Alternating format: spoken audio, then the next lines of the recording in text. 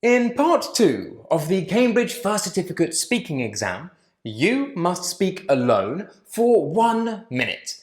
Oh, sounds difficult, right? No, it's not, if you know what to do. My name is Toby, this is Smash English, and here is how to pass part 2 of the Cambridge FCE Speaking exam.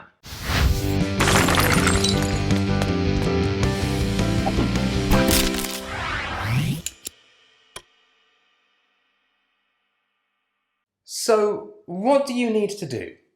Well, part 2 is 4 minutes long if you have one partner, or 6 minutes long if you have two partners. Normally, you will only have one partner, but in some circumstances, you could have two.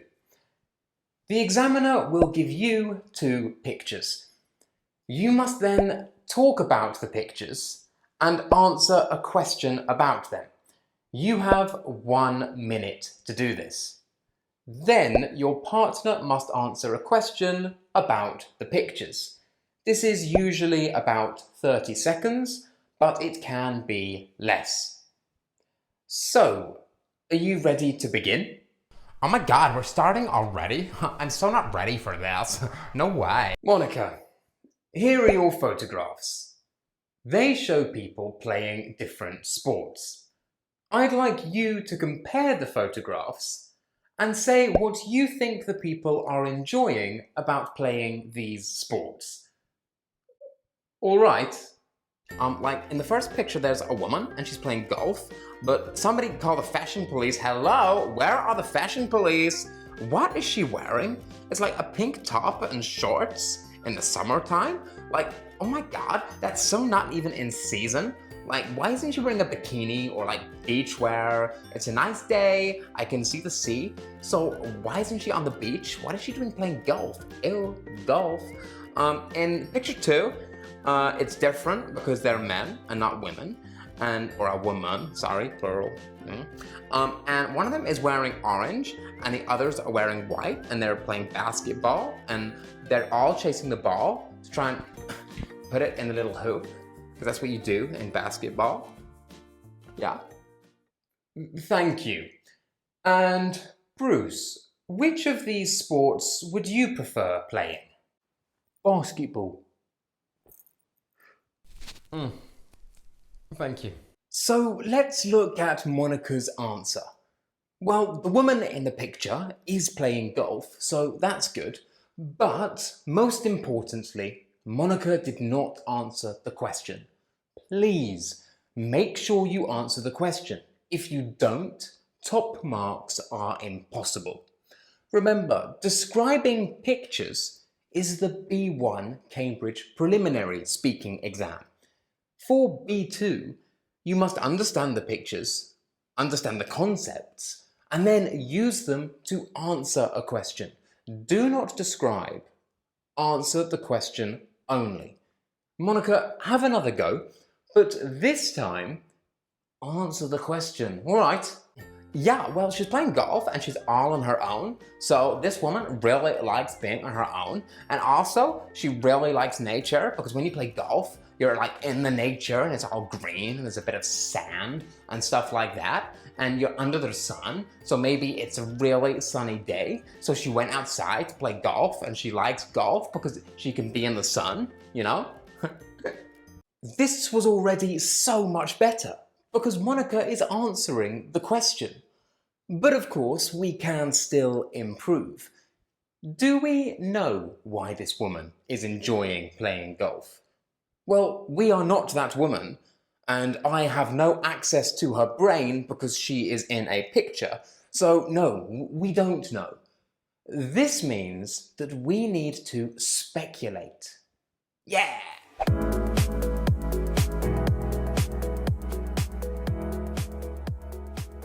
This means we need some modal verbs.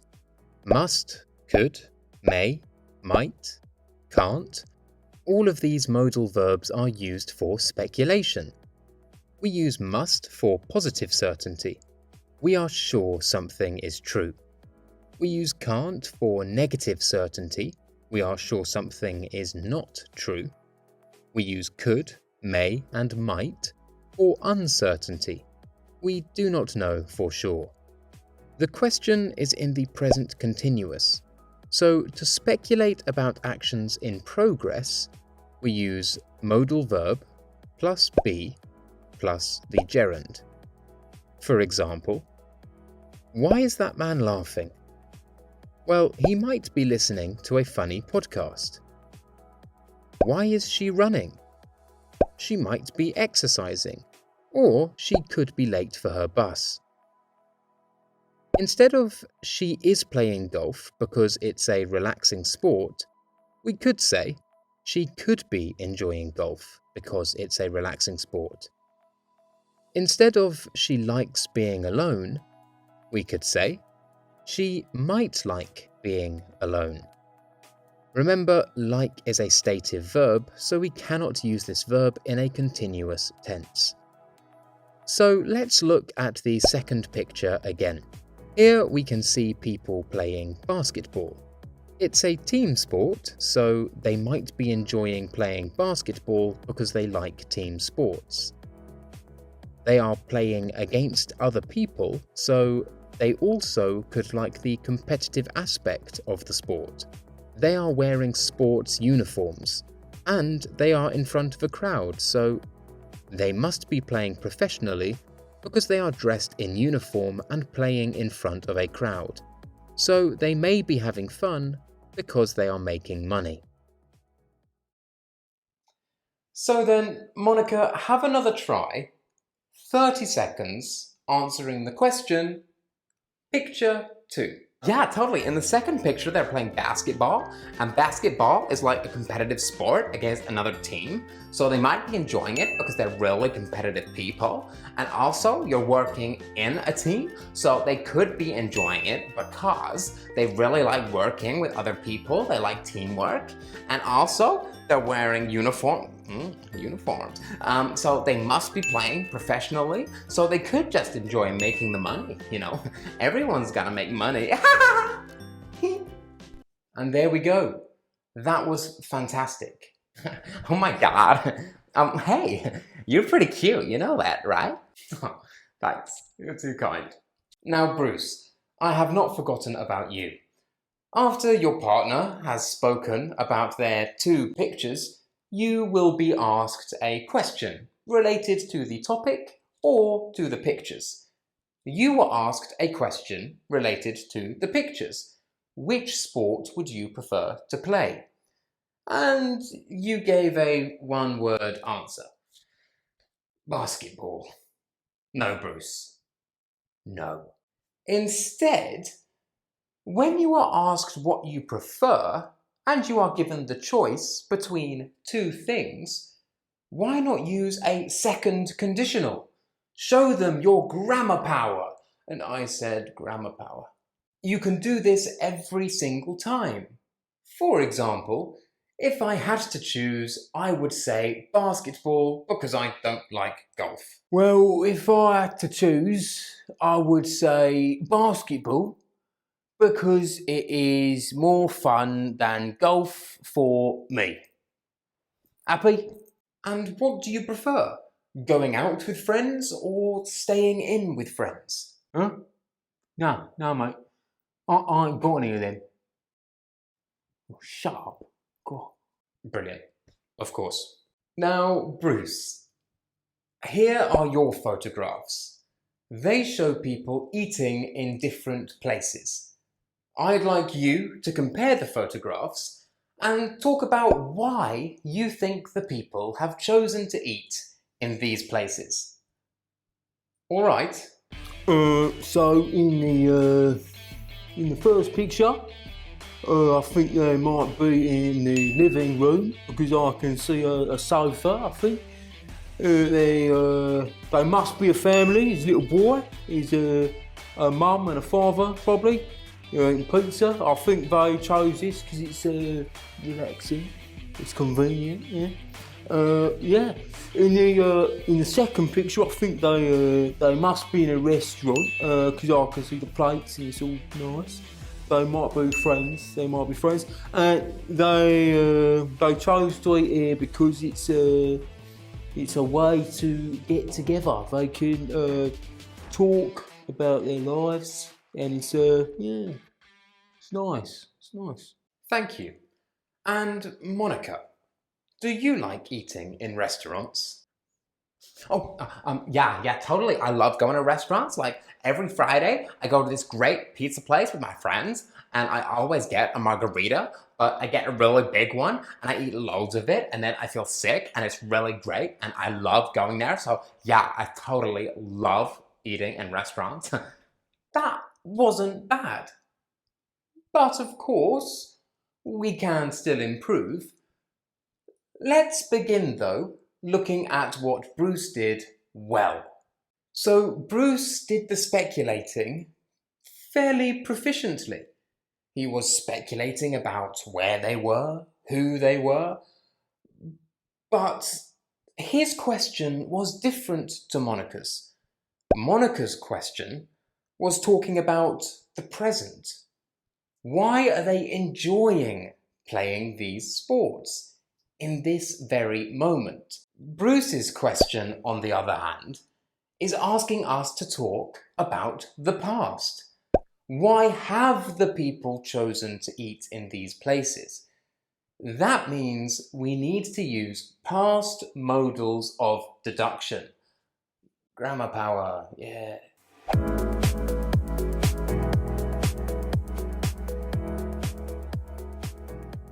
So, similar to Monica's question, we do not know why these people chose to eat in these places. This means we need to speculate about the past. This means past modals of deduction. Must, could, might, may, can't, and couldn't, plus have, plus the past participle. Again, must is used for certainty. We are sure something happened.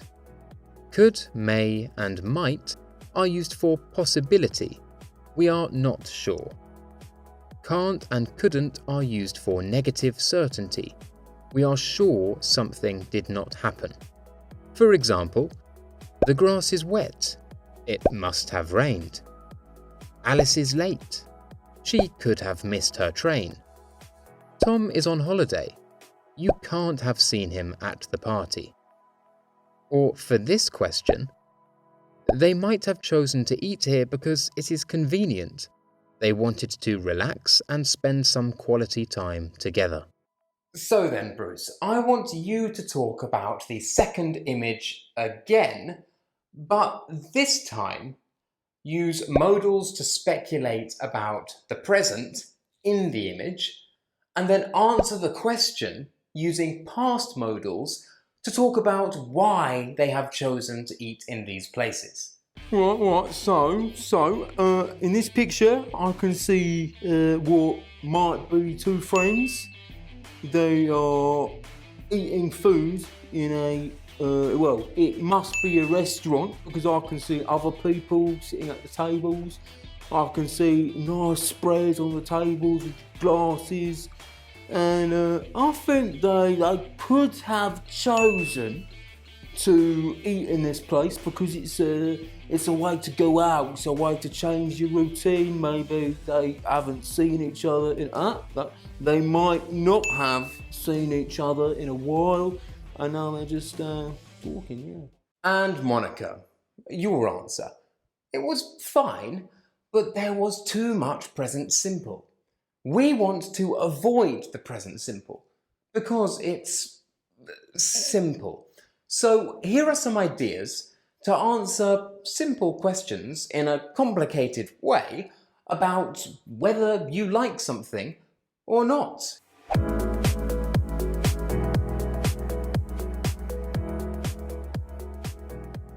A do you like question is an easy opportunity to insert some more complex grammar.